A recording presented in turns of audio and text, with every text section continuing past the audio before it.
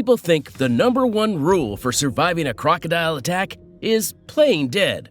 Well, don't I have news for you? That will just get you totally wrecked. Lucky for you, crocodiles don't actively hunt humans. But if you are in the wrong place at the wrong time, you might just become prey. Now, escaping a crocodile attack is no easy feat, and these encounters can be extremely dangerous. Fortunately, fatal outcomes are rare in crocodile encounters, but the risk is still there. So if you ever find yourself in a snappy situation, remember to tell yourself, I must do this or get wrecked. Step 1. Know what you are dealing with. First things first, not all crocodiles attack humans. Actually, most of them couldn't be less bothered about you. We're like the pineapple on pizza of the croc menu. But some crocodiles see you as an all-you-can-eat buffet. We're talking about the Nile crocodile, the saltwater crocodile, and the American crocodile. If you ever encounter any of these three, well, let's just say your chances of becoming viral have just skyrocketed. And not in a good way. 1. The Nile crocodile. Picture this. You are deep in the sub-Saharan jungle on a safari along the River Nile, enjoying the natural beauty of the motherland. The water is calm and inviting. You can hear the distant chatter of the villagers going on about their business. There are quiet ripples and shadows under the water, a clear indication that there is more than meets the surface. Now, what if I told you that under those waters lurks the Nile crocodile? A 16-foot-long beast with a bite force of over 5,000 psi, capable of shattering your bones just like a cracker. This reptile is solely responsible for more human fatalities than all other crocodile species combined. And get this, not just killing, but also devouring these people. If this is not the way you want to go out, then stay alert when touring the fresh waters of Africa. And yes, that touring boat won't keep you safe either. These notorious predators have been known to snatch people from riverbanks and even boats. 2. The saltwater crocodile. This beast roams the wild waters of Australia, but if you are in Southeast Asia, you might encounter it too. Now imagine, you're walking by a swamp, strolling along a riverbank, or even swimming in the open ocean. Suddenly, you notice what looks like a 23-foot-long log beneath the surface. But wait, this log has eyes and nostrils. It remains perfectly still, its entire body submerged just below the surface. If you are not alert, you may dismiss it as harmless. But that would be the worst mistake. And here's why. Unlike the Nile crocodile, which will first nip you before launching a full-on attack, this type of croc will directly launch at you, dig its teeth deep into your flesh, and drag you down into the depths within seconds.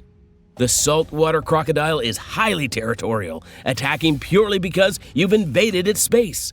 It's like having a sibling. You step into their room without knocking, and suddenly, it's Snap City. And it's the same here too. Make no mistake, you can become part of its menu. So, if you are touring in Australia and the locals tell you to steer clear of the water, listen. 3. The American crocodile. You are likely to encounter this predator when touring through Florida, Mexico, and Central America. This 12-foot-long predator likes to hang out in swamps, lakes, canals, rivers, and even your own backyard. Unlike its unhinged cousins, this type of croc won't chase you down, but if you come too close, it will wreck you.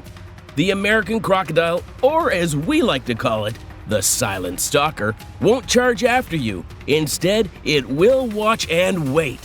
Kind of like that one friend who never jumps into the pool, but just sits there, creepily holding their sunglasses and sipping a drink. Now, I know you are expecting the usual unblinking eyes and nostrils above the water, but hey, not with this croc. If it notices you are coming towards it, it will take that as a challenge. Now, here's the dangerous part. This croc will sink below the surface and glide towards you. and at this stage, only the sound of silent ripples can notify you of the impending danger. Unless your reaction time is impeccable, then BAM! The American crocodile will grab you in a fraction of a second and drag you underwater. So now you know what you're dealing with. Now for the how not to get wrecked part. Step 2. Your reaction. We have already gathered that crocodiles don't like uninvited guests, so this might be a life or death situation. Even if crocodiles spend most of their time in the water, they often come out of the water to bask or migrate to another water body. Now, if you are on land, your chance of escape is significantly higher. What you want to do in this situation is to back away quietly and slowly. Don't for any reason turn your back towards the croc because you don't want to give off prey vibes. If you are within 3 feet, you are in a frying pan and you can jump straight into the fire real quick. So, here's what to do. Run! Once you've backed away to a safe distance, run like your life depends on it. Don't let the short legs fool you. Crocodiles can run up to 35 kilometers per hour. But you are in luck because they get tired just as quickly. Run for a raised place, so if there's a hill, that's your safe haven because crocodiles cannot climb. You may have heard that running in a zigzag motion will help you outrun the croc, but that's not entirely true. If you run in a straight line, you are more likely to outrun the croc. Now, if you are in the water, listen carefully because the situation has become significantly more dangerous. And remember, don't assume that shallow waters are safe. There have been many croc attacks in swamps and knee-deep rivers. One thing is for sure, you won't outswim the croc. Its massive tail works as a high-powered boat propeller, launching it forward like a torpedo. As stressful as the situation might seem, you want to remain calm and slowly glide towards land or a boat. Don't try to thrash away or splash. Crocodiles are highly attuned to movements in the water, reacting to sudden retreats, which they often interpret as prey behavior. So, if you're near a crocodile, don't turn your back and try to flee quickly. It will most likely provoke an attack from behind. At times, you might not always be lucky, and the croc has settled on you as its next meal. So, what do you do when it charges you? Step 3. The attack. If you are close to the crocodiles and it attacks, fight like your life depends on it, because, well, it does. When it thinks that you are too much trouble, it might let you go. Remember, if a crocodile charges at you, it's coming with full force. Use whatever you have at hand and target its most sensitive areas, like the nose and eyes. If you're already bitten, grab sticks or any other objects to wedge between its jaws. This can help prevent the crocodile from clamping down harder and maintaining a strong grip. If you are in a position to get into the croc's mouth, hit it at the back of the throat. There lies a very special organ that helps keep the water out. This flap-like organ is called the palatal valve. But don't worry about what it looks like. This is not the time to study croc anatomy. Just hit its throat continuously until it lets go. But what happens if the croc won't let go? Step 4. The death roll. If you have reached this stage, you're already in serious trouble. But there is still hope. If you're proving to be difficult prey, the croc might decide to thrash you around violently in a twisting motion, which is called the death roll. If you are in water, this move is to make you drown faster. And of course, you're a little too big for a one-bite meal, so this motion is meant to tear your limbs apart. Sometimes the grip it has on you is not perfect, so it will roll and get a stronger hold. It mostly occurs in water. This is the croc's signature move, and unfortunately for you, the end is very near. But there's still some hope, even if you do only have two options, to either roll along or continue fighting it off. Now, here's the thing about a death roll. It's like fighting a tornado, utterly pointless. The crocodile doesn't just spin once. It keeps spinning until its prey is incapacitated enough to eat. Given the crocodile's jaw strength, resisting might result in losing a limb or worse. Instead, going limp might actually save you.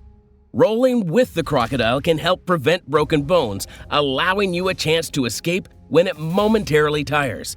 This is not the typical scenario where you'd be advised to roll with it, but resisting fiercely could lead to harsher consequences. If you choose to fight back, aim for the sensitive areas on its face and throat. If you survive the death roll whole, you might still have a chance to get out alive. The crocodile might stop the death roll when you stop struggling against it or become unconscious. Let's assume it's not the latter. When it stops spinning, resume fighting and give it your all. This might make all the difference in whether you become another survivor or another statistic. Crocodiles take rests between death rolls, and these are the weak spots to take advantage of. So, what if all the fighting didn't work and you are exhausted and partially out of air? Let's find out in Step 5, Save for Later. So, assuming you have passed all these stages and have officially become tougher than 99% of living beings, the crocodile might decide to store you for later. Kind of like how we stash away that emergency chocolate bar in the back of the fridge to hide it from scavenging family members. You see, even a croc needs rest after a successful hunt. But this is more than a well-deserved rest. Crocodiles like their meat soft. So when it thinks you are dead, it might store you under logs to soften you up. Put more bluntly, it will put you away to rot.